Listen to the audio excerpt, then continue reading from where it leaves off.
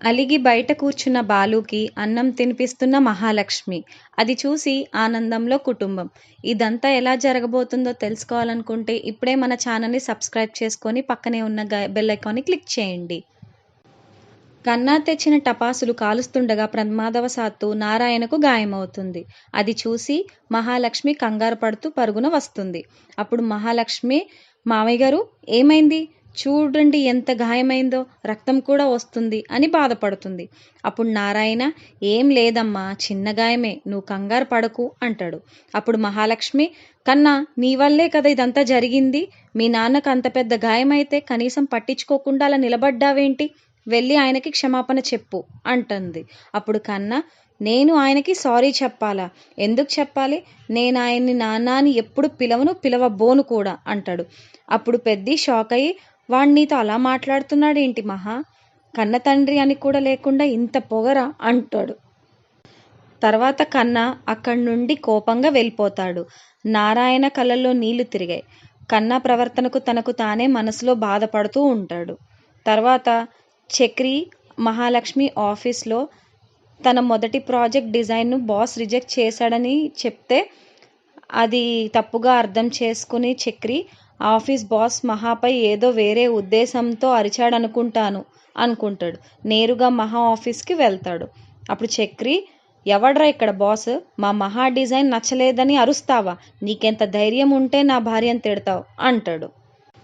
అప్పుడు బాస్, ఎవరు నువ్వు? సెక్యూరిటీ ఎవరిని లోపలికి రానిచ్చారు? ఇది ఆఫీసా లేక రౌడీల అడ్డానా అంటాడు.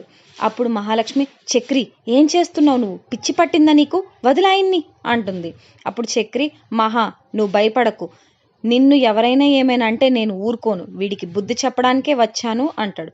అప్పుడు మహాలక్ష్మి, సార్ నన్ను క్షమించండి సార్, ఈయనకు ఏం తెలీదు, ప్లీజ్ సార్ అంటుంది. అప్పుడు బాస్, మహాలక్ష్మి ఇదేనా నీ ప్రొఫెషనలిజం? ఆఫీస్కి ఇలాంటి రౌడీలను తీసుకొస్తావా? నీ వల్ల ఆఫీస్ మర్యాదంతా పోతుంది అంటాడు. అప్పుడు మహాలక్ష్మి సిగ్గుతో అవమానంతో తలదించుకుంటుంది. ఆఫీస్ కొలీగ్స్ అందరూ చూస్తుండడంతో మహాకు ఏం చెయ్యాలో ఏం తోచదు.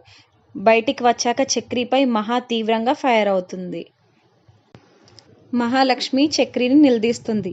చక్రి, అసలు నువ్వు మనిషివేనా లేక పశువువా? నా కెరియర్ని నాశనం చేయడానికే కంకణం కట్టుకున్నావా? అక్కడ ఏం జరుగుతుందో తెలుసుకోకుండా అలా ప్రవర్తిస్తావా అంటుంది. అప్పుడు చక్రి, మహా నేను నీకోసమే కదా వెళ్ళాను. నీ బాస్ నిన్ను అందరి ముందు తిడితే నేను భర్తగా ఎలా చూస్తూ ఊరుకుంటాను? నా భార్యను అవమానిస్తే ప్రాణాలు తీసేస్తాను అంటాడు. అప్పుడు మహాలక్ష్మి, ఆపు చక్రి, భర్తగా నా గౌరవాన్ని కాపాడడం కాదు, నా మర్యాదను బజార్న పడేశావు. ఆఫీస్ అంటే రూల్స్ ఉంటాయి. తప్పు చేస్తే బాస్ తిడతాడు, బాగుంటే మెచ్చుకుంటాడు, అంతేగాని ఇలా రౌడీలా కాలర్ పట్టుకుంటారా? నీ పిచ్చి ప్రవర్తన వల్ల నా ఉద్యోగం పోయేలా ఉంది అంటుంది. అప్పుడు చక్రి బాధపడుతూ, అంటే నేను చేసిన తప్ప మహా? నీకు సపోర్ట్గా నిలబడ్డం తప్ప అంటాడు చక్రి. అప్పుడు మహాలక్ష్మి, అవును తప్పు, 100 సార్లు తప్పు, ఇంకెప్పుడు నా ఆఫీస్ విషయాల్లో జోక్యం చేసుకోకు, నన్ను నా దారిన బతకనివ్వు అని చాలా కోపంగా ఆటో ఎక్కి వెళ్ళిపోతుంది. అప్పుడు చక్రి ఒంటరిగా నిలబడి తను ఏం చేయబోతుందో చూద్దామన్నట్టుగా కూర్చొని ఇంకలా తల పట్టుకుంటాడు. మరోవైపు కేశవ శైలు తిరస్కరించడంతో అతను తీవ్రమైన నిరాశలో ఉంటాడు. అప్పుడు అతని స్నేహితుడు లోకల్ రౌడీ అయిన బాలు అక్కడికి వస్తాడు.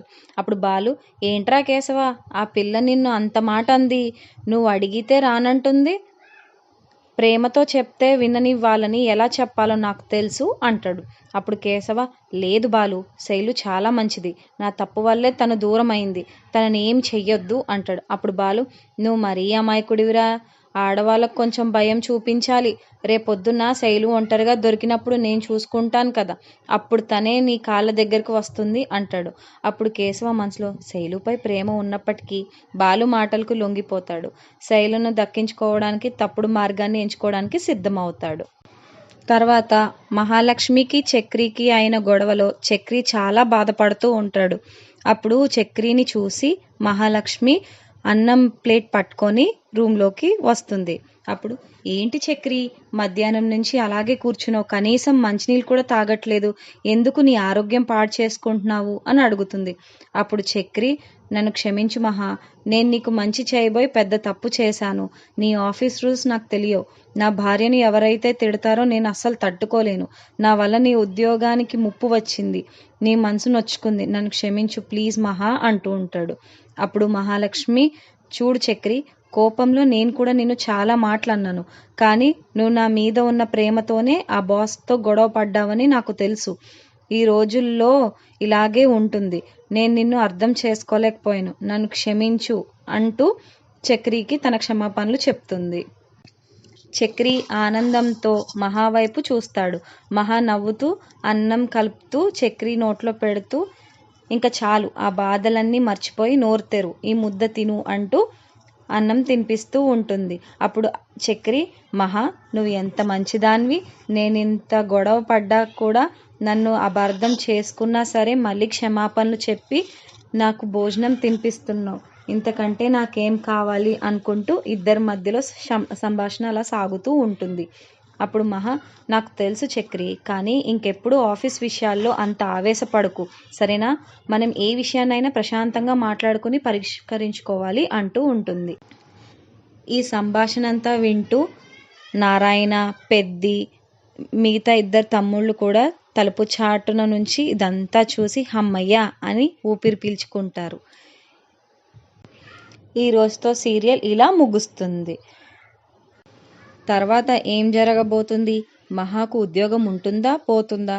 శైలు ప్రమాదంలో పడబోతుందా?